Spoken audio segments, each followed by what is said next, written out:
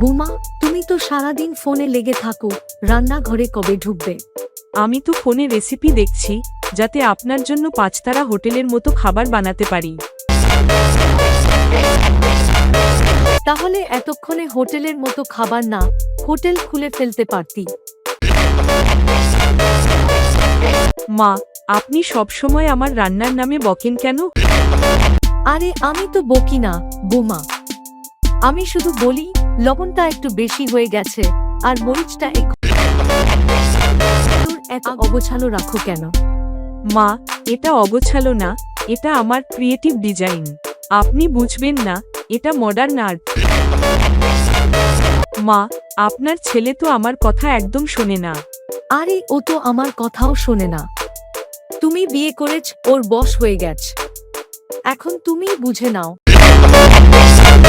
মা, আপনি তো আমাকে ভালোবাসেন না। ভালোবাসি না বললে ভুল হবে মা, তোমাকে তো আমি অত্যন্ত মনোযোগে পর্যবেক্ষণ করি। এই মেয়ে, তুমি সংসারের কি কাজ করো শুনি? সারাদিন তো শুধু ঘুরে বেড়াও। মা, আমি তো 24 ঘন্টাই কাজ করি। ঘুমাই যখন, তখনও স্বপ্ন দেখি ঘর গোছাচ্ছি, বাসন মাজছি। কি জানেন, এটা কি আগে আমার বর প্রতি মাসে আমার জন্য দামি শাড়ি কিনতো? তাহলে এখন কেন কেনে না?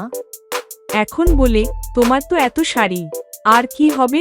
আসলে ভয় পায়, যদি আরেকটা কিনি, সেটা আবার আপনাকে দিয়ে দিই।